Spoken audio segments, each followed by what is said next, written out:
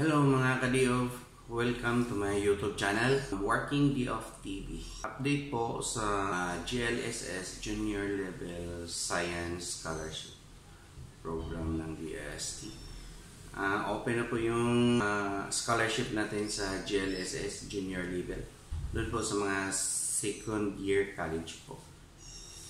At yung gusto mag-apply, eto na po. Yun ang i-search sa website ng DOST. Doon po sa https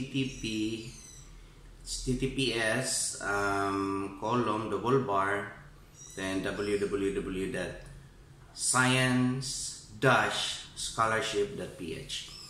Search po. Nandito po yung tutorial para ma-open nyo po yung website. Apply na po yun. Doon po sa mga subscribers ko, pakisabi na lang po kung sino yung yung nagka-college, nag-second year college na dyan na gustong mag-apply ng scholarship sa DOST. Ito na po. Apply na po kayo. Let's go! Please subscribe, like, and share. Mabuhay! Ito na po mga ka-D-Off. Punta tayo sa browser natin. Ito po. Tapos ito, search natin https www.science-scholarships.ph. Then enter. Yun. Yan. Ito po mga day off. Open na po yung junior level science scholarships. Itong undergraduate scholarships, ito naman siya yung closed. Kasi bago lang tayo nag-exam dito noong April 6 and 7 this year. Tapos ngayon naman open naman yung scholarship again sa DOST is EI, itong junior level science scholarships. Ito junior level science scholarship program aims to provide scholarships that will finance the education of talented and deserving students in their third year of college and who are pursuing degree programs in the areas of science and technology. Diba? So, click natin tong apply. At, dito na natin makikita yung ito. Basahin lang natin to mga ka-day off, yung mag-a-apply dyan, yung second year college sila, tapos papunta na sila ng third year. Ito po. 2024 Junior Level Science Scholarship. Who can apply for the GLSS, Junior Level Science Scholarship? Ito po, number 1, regular second year college, male and female students enrolled in a DOST's EI priority is and the science and technology course at identified universities in the second semester of year 2023-2024.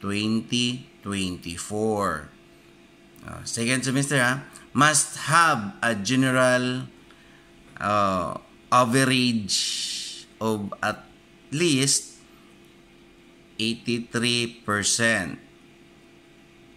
or its equivalent and with no conditional or filling mark. Diba? From the first semester of the first year until the first semester of second year in college, including in the mid-year terms if enrolled. Basahin nyo lang po ito kung sino po yung qualified mag-apply ng GLSS Junior Level Science Scholarship. Yung pong second year po. Yon. When to apply? Ito po. Open na po siya. Schedule of qualifying examination sa July 28. So, sa August siguro yung examination mismo. Sa August yung exam. Yan. Then, important, valid email address. Katulad din yung naka-experience na doon sa undergrad. Ito lang, balik-balikan nyo lang to. Pero yung hindi pa, ito basahin nyo lahat to. Nandito po lahat ng mga instructions, paano mag-apply, requirements, nandito po rin mga note nila, yung babala na tulad nito, no to multiple accounts. Do not create multiple accounts. This will be cause delay in accessing your application form. That's why. Then, stable internet connection. Sa mag-apply po, ito, basahin nyo lang po dito. Nandito po lahat ang gusto ninyo. Tapos, gusto ninyo malaman kung paano mag-apply. Sino yung qualified. Nandito rin. Download scholarship forms. Nandito yung mga documents, kailangan yung kukunin. Tapos kung i-click nyo to, nandito po. I-download nyo lang po ito. Form C, Form D, up to I. C, D, E, F, G, H, I nga form. Nandyan po, Certificate of Good Moral, lahat.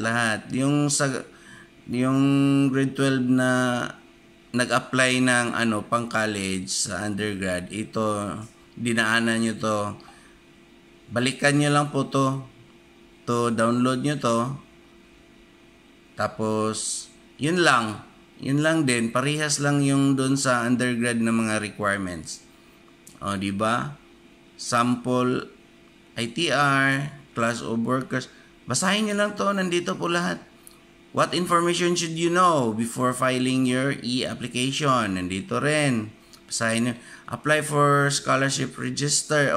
Steps in filing out the GLSS e-application. When you have all the necessary documents completely accomplished and scanned or have pictures of this and know the above mentioned information, you are now ready to access and file your GLSS e-application.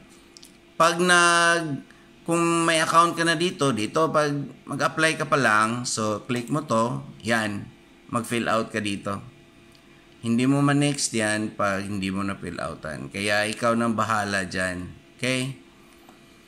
Tapos, when filing out the required information, please make sure that the names and the words are spelled correctly. Yes. Dapat. Careful kayo dito.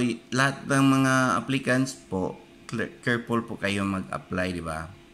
Mag-fill out dito. Ayan, basahin maigi, balik-balikan nyo, basahin nyo yan. Lahat ng mga information, submission of certification as regular third year status, yun. Okay? Ito lang po. Ito na po yun. Open na po yung scholarship natin sa Junior Level Science Scholarship. Dito rin natin makikita lahat ng mga kailangan natin. Ito, please make sure that the email address you are used to register when filing your application has not been compromised in the data breach. Ito din. Wala naman ganyan.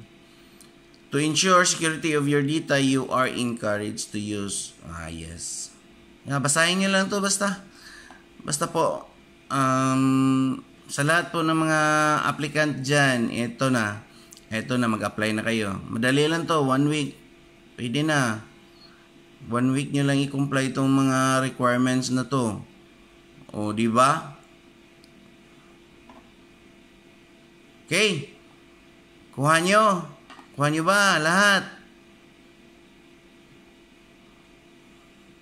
Ito lang po. mag-search kayo. Ito yung i-search niyo. Ito yung i-search niyo ha. HTTPS. Yun. Ito po. HTTPS www.science-scholarships.ph. Huwag niyo kalimutan yung .ph. Tapos may dash dito sa gitna sa science. Kasi yung iba nagsisearch, diretso-diretso, hindi naman kukonek yan sa website ng DOST-SEI. Pag may mali kayo dyan, hindi magkukonek yan. Hindi kayo mapunta kayo sa ibang sa ibang website na hindi naman sa DOST yun. Okay?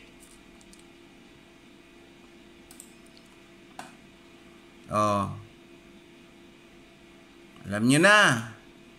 Okay, good luck. Good luck po sa nag-apply. Pag may tanong kayo, ay comment lang ninyo dito sa comment lang kayo dito sa channel ko kung may mga tanong kayo na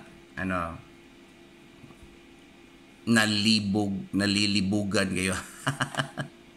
Nalilibugan. Good luck sa mga applicant, and ngayon pa lang congratulations na dahil yung mga nag-apply ng GLSS, yung nag-apply ng doon sa undergrad na hindi nakapasa, meron na silang experience, alam na nila kung anong type ng exam sa DST. Bawi kayo dito sa junior level science scholarships. Okay? Good luck and salamat sa interesadong gustong maging scholar ng DST na pumunta sa channel ko po. Maraming salamat. Maraming salamat. Pati na po sa mga subscribers ko na nagtiyaga dyan. Maraming salamat. Good luck and I love you all. Bye.